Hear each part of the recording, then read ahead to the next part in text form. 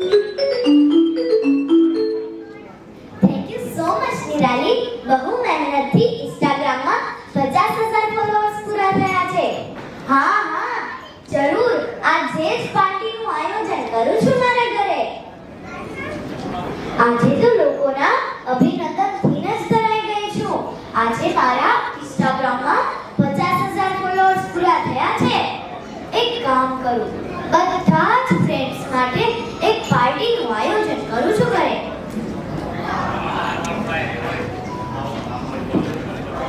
Hello Kishan, આજે મારા ઇન્સ્ટાગ્રામમાં 50,000 ફોલોઅર્સ પૂરા થયા છે.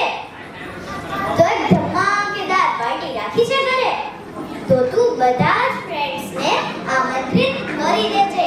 મારે પાર્ટીની તૈયારી કરવાની છે. મારી પાસે ટાઈમ બહુ ઓછો છે. તું ખાલી બધા જ ફ્રેન્ડ્સને આમંત્રણ આપવાનું કામ કર. ઓકે?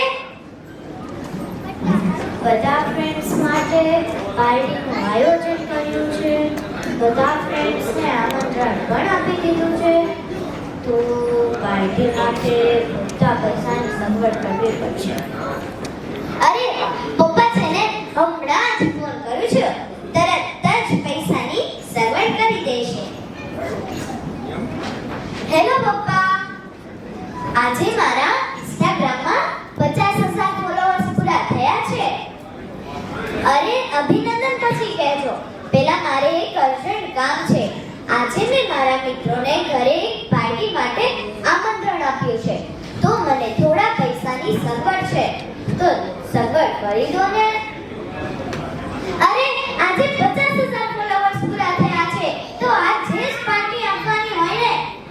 પપ્પા, તમારો કોઈ મિત્ર જ નથી. તો તમને મિત્રતા શું છે એ નહીં સમજાય. પૈસાની સગવડ નથી તો શું, તમારા ગેરેજ પર સેટ પાસેથી ઉપાડ લઈ લો પ્લીઝ. દર વખતે તમે આવું કરો છો. જ્યારે પૈસા માંગું ત્યારે તમારી પાસે સગવડ જ ન હોય અને દર વખતે પૈસા લેટ આપો છો તમે. આજે હું કઈ નહીં ચલાવી લઉં. હું હમણાં ગેરેજ પર આવું છું. તમે તમારા સેટ પાસેથી ઉપાડ લઈ રાખો. મારે બધી તૈયારી કરવાની છે. અરે કિશનને ફોન કરવાનો છે. કને ઇન્વાઇટ કર્યા પૂછવું પડશે. હેલો કિશન, બધા ફ્રેન્ડ્સને આમંત્રણ આપી દીધું ને? અરે હા, પેલી સોનલને ના કહેતો.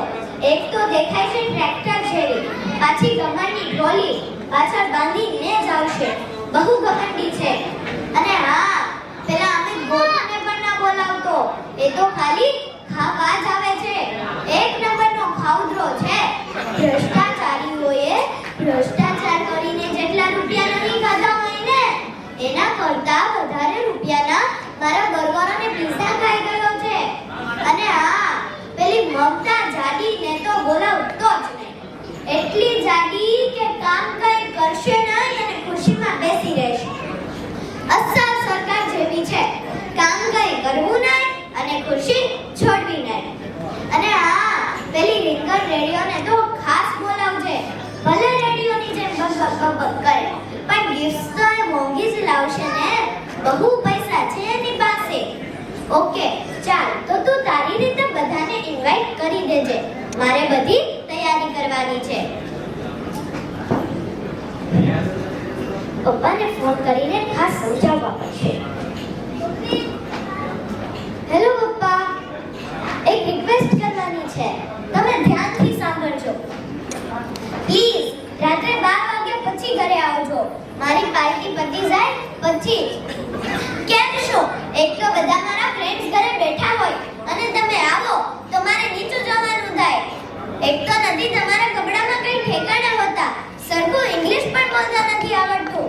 ખબર છે, લાસ્ટ ટાઈમ તમે જે મારા પ્રોગ્રામમાં આવ્યા હતા ત્યારે પેલા વિજયભાઈ પ્રોડ્યુસર શું કહેતા હતા કે મારી બાજુમાં એક ચીથડેહાલ ડોસો બેઠો હતો. જબરો હતો.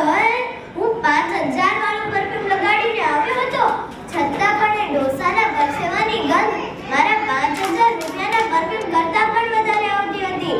સારું થયું કે મેં કહ્યું નહીં કે એ મારા પપ્પા હતા, નહીંતર મારી આબરૂનું શું થાય.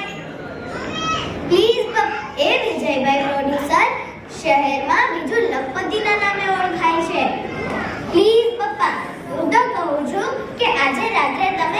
પરત સૂઈ જજો. એમ પણ મારી સફળતામાં તમારું યોગદાન કેટલું છે એ મને ખબર છે. એક તો સસ્તું અને સડેલું હાર્મોનિયમ લઈ દીધું અને એક સસ્તા સંગીત ક્લાસમાં મૂકી દીધી. આ તો હું મારી મહેનતથી આટલી મોટી સિંગર બની.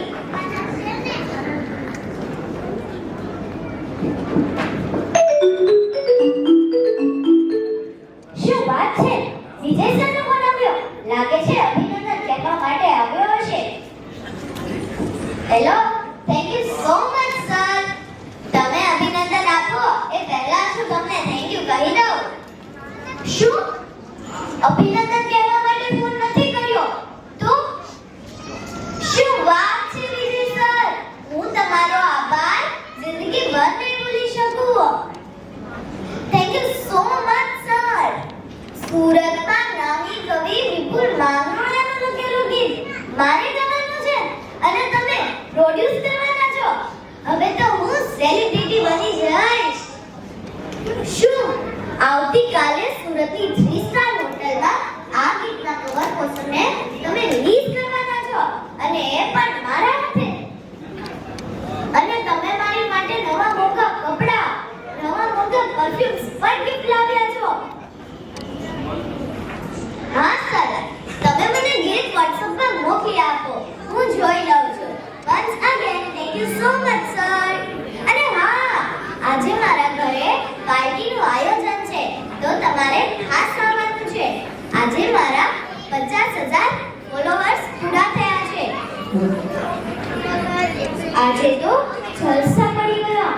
સુરતના નામચીન કવિ વિપુલ માંગરોળાનું લખેલું ગીત હું ગાઈશ. વાહ! ઓહો, વિજય સરનો મેસેજ આવ્યો છે. લાગે છે સુરતના કવિ શ્રી વિપુલ માંગરોળાનું ગીત મોકલ્યું છે. લાવને વાંચી જો મારે શું ગાવાનું છે. અણગમતું પણ એની ખાતર ક્યારેક ગમતું કરવાનું. હથિયાર વગર સંતાનો પાસે રોજ સિકંદર બનવાનું. ખૂબ જ અઘરું લાગે સાલું પપ્પા થઈને ફરવાનું. ખૂબ જ અઘરું લાગે સાલું પપ્પા થઈને ફરવાનું. જીવન આખું દરિયો છે તોફાન ભલે ને આવે. ના ખુદા છે એ જ ખરા છે એમાં નાવ ચલાવે. આવી હિંમત દીકરાને દે ખુદ અંદરથી ડરવાનું. ખૂબ જ અઘરું લાગે સાલું પપ્પા થઈને ફરવાનું. ખૂબ જ અઘરું લાગે સાલું પપ્પા થઈને ફરવાનું. 7 નહીં 27 ફોટા એ પણ જીતી જાણે. પપ્પા કાલી હારે છે દીકરીના સપંટાને. દિલમાં અધરાતા વરસે ને ઉપરથી હસવાનું. ખૂબ જ અઘરું લાગે સાલું પપ્પા થઈને ફરવાનું. ખૂબ જ અઘરું લાગે સાલું પપ્પા થઈને ફરવાનું. નવી નવેલી વાતો એની આપણને ના ફાવે. રીત રિવાજો જૂના જૂના એ પણ ના અપનાવે.